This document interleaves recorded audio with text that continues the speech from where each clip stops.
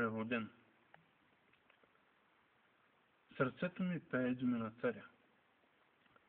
Той ме нарани и аз бях изцелен. Срина крепостта на моето самодоволство. Разби оградата на моят егоизъм и хвърли камък, петрос, в духовното блато, в което се излежавах обграден от коприва и брашлян по книгата Притчи. Камбаната удари и ехто рикошира. Мандалото падна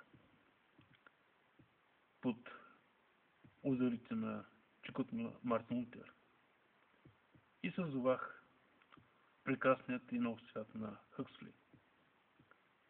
Без опитности и откровение, без любов в сърцето, написано с писалка от изсъхналото масило в нея, но с Исус, Святия Дух и Бог Отец.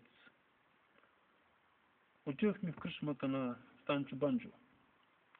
Изпекохме бифтеците на грила по-тексаски и заколихме телето бяло. Донесха ми белия царонг. На пръста ми блести златен пръстен, по-добър от Картие. Да, беден съм, без богатството на този свят, но вече съм щастлив. Аз съм Бахче Санчес.